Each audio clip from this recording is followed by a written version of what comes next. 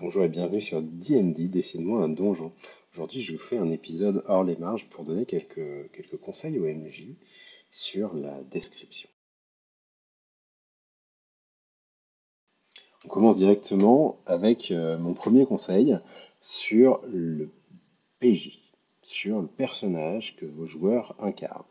La description que vous devez faire quand il arrive quelque chose à un personnage joueur, eh bien, pour moi, il faudrait que ce soit centré sur le personnage. Je m'explique. Il y a la vision que vous avez de la scène en tant que MJ. Souvent, vous avez tous les tenants aboutissants. Vous savez ce qu'il y a derrière la porte, juste derrière l'entrée. Vous savez que plus tard, il va se passer tel événement, que là, c'est dangereux, que là, en face d'eux, ils ont quelqu'un qui est comme ci, comme ça, comme ça. Le personnage ne le sait pas. Ensuite, il y a aussi ce que c'est le joueur. Le joueur, peut-être qu'il a une carte devant lui et en fait, il connaît la taille de la salle qui lui a été révélée. Peut-être que, il a vu le token que vous avez préparé. Peut-être que, il entend la musique qui est un peu stressante et il sait qu'il va se passer quelque chose de dangereux, etc. C'est pas non plus ce sur quoi votre description doit se centrer. Pour moi, ce que vous devez décrire, c'est ce que vivent les personnages. Pour ça, utilisez leur sens. Il y a cinq sens. La vue, c'est celui qu'on utilise le premier. En général, ça va. On décrit ce que voit le personnage. Alors, vous voyez une porte, vous voyez ici une lampe dans un coin, machin. Ça, c'est ce qu'on fait en général. Mais il y a aussi les quatre autres sens. Ne les oubliez pas. L'auditif, le toucher, l'odeur, le goût. Peut-être aussi même, je rajouterai un sixième, la proprioception, c'est-à-dire ce qui se passe dans le corps de la personne. Une simple scène où vous décrivez, par exemple, eh bien voilà, vous arrivez dans une salle, dans cette salle, il y a une torche sur le côté gauche, une torche sur le côté droit, elle est en forme allongée avec des pylônes de chaque côté. On pourrait s'agrémenter encore plus avec, il y a une odeur de moisi quelque part, on utilise le goût. Peut-être avec des gouttes d'eau qu'on entend depuis le plafond, qui font ploc, ploc sur les parois. Et dans votre corps, vous commencez à frissonner par le froid qui vous atteint. Tout de suite, on a une ambiance où on est passé d'une simple pièce où on avait quelques lumières qui nous éclairent à un caveau de donjon humide et froid et où on n'a pas franchement envie d'être. Tout ça parce que on a utilisé les autres sens. Je fais évoluer ce conseil, on va dire sur le conseil 1 bis, qui est qu'une fois que vous avez fait la description par les sensations du personnage, je vous encourage à utiliser aussi les émotions du personnage. Parce qu'en fait, le joueur n'est pas forcément le seul à pouvoir savoir ce qui arrive à son personnage. En tant que maître du jeu, vous êtes parfaitement en droit de dire, eh bien là, selon cette situation, ton personnage commence à se sentir un peu effrayé. Il a peut-être pas trop envie de rentrer dans cette salle. Peut-être que même il se sent un peu groggy et puis il a les muscles qui s'endolorissent et ça lui rappelle tel événement dans son passé ou bien ça lui fait dire qu'il y a un danger, ce poil se hérisse et il a peur. Vous pouvez induire l'émotion du personnage. Ça va permettre aussi aux joueurs de savoir un peu comment appréhender la scène. Si je repars de la description, juste il y a une salle, vous entrez et il y a juste des torches sur les murs et c'est une forme de couloir, un carré comme ci, comme ça. Ce qu'on trouve d'ailleurs souvent dans les descriptions Donjons et Dragons de donjons. Une pièce ou une salle, ce n'est pas juste des dimensions et ce qu'il y a dedans. On est d'accord. Donc voilà, utilisez pour votre description à destination des joueurs ce que perçoit le personnage avec ses cinq sens, voire même six sens avec la proprioception, et faites évoluer ça aussi sur les émotions du personnage, ce que ça lui crée, ce à quoi ça lui fait penser. On continue avec le deuxième conseil. Le deuxième conseil, c'est concernant vos PNJ. Quand vous décrivez vos PNJ, c'est assez délicat parce qu'en fait, vous en avez une représentation qui est très claire. Il a telle caractéristique, il a telle façon de se comporter. Mettons, il est intelligent, on vous dit qu'il est fourbe, il est sournois, il est de telle classe, roublard, et et que son but à lui, c'est d'anéantir le monde. Bon, très bien, ça c'est ce que c'est le MJ. Encore une fois, ça fait quand même écho au premier conseil. Ce que vont voir les joueurs et les personnages, c'est pas quelqu'un qui veut anéantir le monde. Ce que vont percevoir les joueurs, c'est une attitude, c'est des mots, c'est des phrases.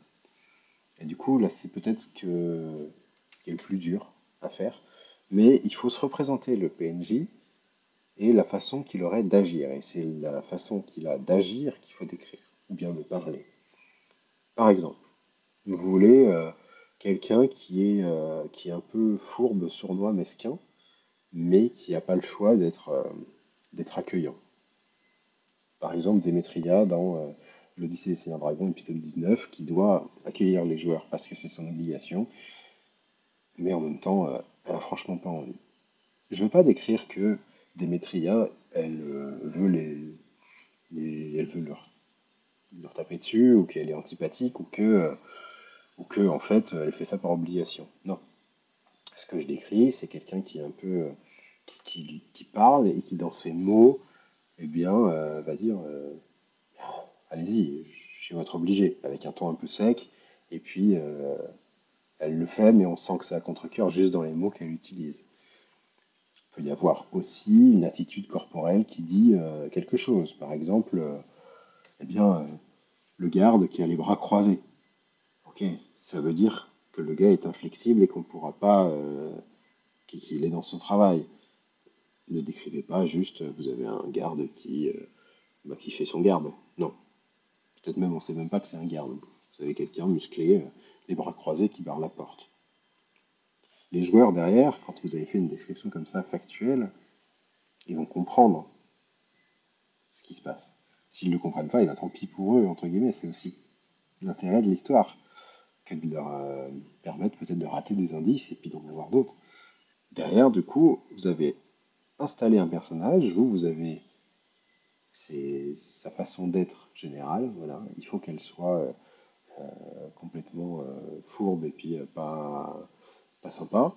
Et vous décrivez pas elle est fourbe et pas sympa, vous utilisez des mots, des attitudes, des façons de parler, voilà, tout ce que vous avez à disposition qui vient plutôt en fait du théâtre pour faire comprendre que votre PNJ est comme ça. Et une fois que vous aurez fait ça, je vous assure, en fait, vous allez eh bien, améliorer votre ambiance. Vous allez permettre aussi de faire des meilleures séances de RP parce que bah, derrière, vous allez inciter à la jouer fine, à la jouer malin et puis à comprendre ce qui est en jeu. Mais c'est vrai que ça demande à ce que vous ayez une image très précise de votre PNJ et de sa façon d'agir et de parler. Le troisième conseil que je voudrais vous donner, eh bien, concerne la façon, on va dire plus méta, de penser la description. Quand on fait une description au cinéma, par exemple, euh, eh bien, il y a des techniques pour vous montrer une image. Moi, j'aime bien, eh bien, il y a une technique assez, en fait, super simple qu'on peut utiliser dans la description aussi. Il y en a plein d'autres, mais je vais vous parler de celle-là. Après, vous pouvez réfléchir à d'autres techniques, par exemple issues du cinéma ou du théâtre ou d'autres médiums, qui permettent de montrer des choses. Ça peut être aussi la peinture, et tout ça.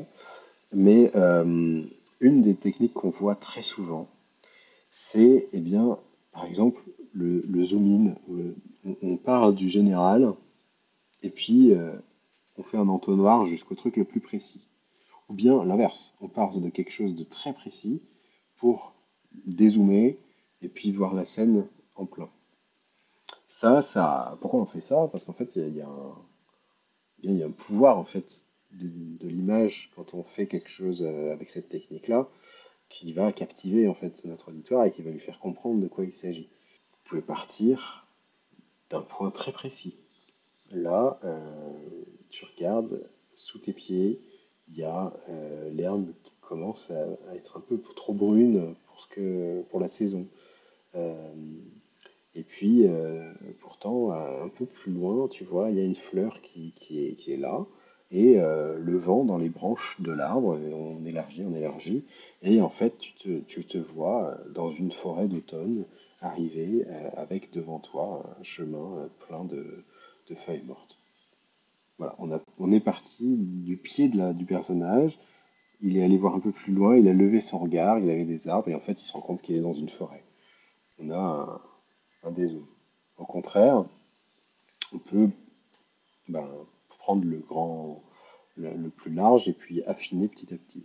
Vous arrivez dans une montagne, la montagne est très haute, elle est enneigée à son sommet.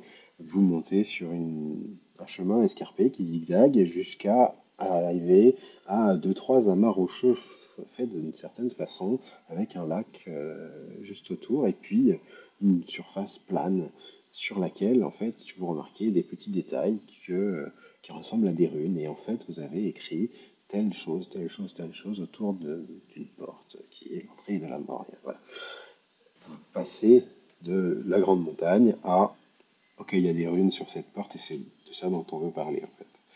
Et donc ça va focaliser l'attention du joueur tout en le mettant dans un contexte qui est super important. N'oubliez jamais d'avoir le total du contexte. Je m'explique, il y a aussi des descriptions qu'on fait de façon un peu trop chiche. Faut pas hésiter à donner de la matière à nos joueurs. Parce qu'en fait, c'est avec les éléments qu'on va leur décrire que eux vont pouvoir enrichir leur jeu. Ça vaut aussi pour les combats. Si dans un combat on dit juste, eh bien il te tape avec son épée et tu perds 3 points de vie, ça va pas encourager à être stratège et à comprendre ce qui se passe. Alors que si vous décrivez, eh bien il dévie avec un bouclier, il utilise une torche qui décroche du mur, il l'envoie sur une caisse en bois avant de partir te tourner le dos. Ok, peut-être que vous avez là-dedans plusieurs éléments où bah, le joueur va vouloir peut-être utiliser la caisse en bois, il sait qu'il y a des torches à disposition s'il veut foutre le feu, il sait qu'il a le dos du gars devant lui, enfin, donner de la matière, hein, avec le plus d'éléments possible. Et parfois, en fait, moi je vois souvent des joueurs eh bien, qui font les retours quand ils sont suffisamment aguerris et qu'ils ont la confiance pour le faire, et malheureusement, bah, quand on a une table, c'est pas toujours le cas, mais qui ose demander au MJ, eh bien, est-ce que tu pourrais nous dire, est-ce que là je vois tel truc, est-ce que je peux faire un jet pour trouver tel élément, j'aimerais bien qu'il y ait ça, ou bien, voilà. Si vous avez ce genre de retour de vos joueurs, pour moi, c'est que votre description, il faut qu'elle s'améliore. Vos joueurs ne sont pas censés aller quérir l'information avant de pouvoir décider ce qu'ils vont faire. Ce qu'ils ont à faire, ça doit être tout de suite, pour le rythme du jeu, pour leur aisance et leur plaisir, ça doit être clair. Ils doivent avoir toutes les cartes en main avant de pouvoir jouer. Alors qu'un joueur qui va à la quête d'informations, on a l'impression qu'il va lutter contre le jeu et ça va pas être agréable, vous allez perdre en rythme, vous n'allez pas satisfaire vos joueurs, et puis faites attention aussi parce qu'il y a des joueurs qui vont pas aller chercher l'information. Et du coup, vous allez juste appauvrir votre jeu. Et ce serait dommage parce qu'on est quand même sur un jeu, un médium où on a toute l'ouverture des possibles devant nous. Donc autant ouvrir. Autant ouvrir, mettre des éléments. Et ensuite, on s'empare de certains, on en lâche d'autres. Peut-être c'est pas important, mais au moins ils sont là. Et pensez au livre, ils vont pas s'embêter d'une description parce ils ont pas 5 minutes à perdre en lecture. Non, s'il y a besoin de décrire, on décrit dans un livre. Bah, faites pareil. Si vous avez une description, faites-la en vrai. C'était mes 3 conseils de description. Je ferai probablement d'autres vidéos sur le sujet parce qu'en fait le sujet est super vaste. Mais, euh, mais commencez déjà à essayer de voir si vous pouvez appliquer cela et puis n'hésitez pas si vous les essayez et que vous avez des retours à faire. Il y a les commentaires en fin de vidéo. Moi, je vous dis merci d'avoir regardé cette vidéo jusque-là. N'oubliez pas, vous pouvez vous abonner, mettre la cloche en marche pour avoir les notifications, partager la vidéo, ça me fera connaître, ça me fera toujours plaisir. Et puis, bien, je vous dis à bientôt sur BND. Ciao, ciao, ciao!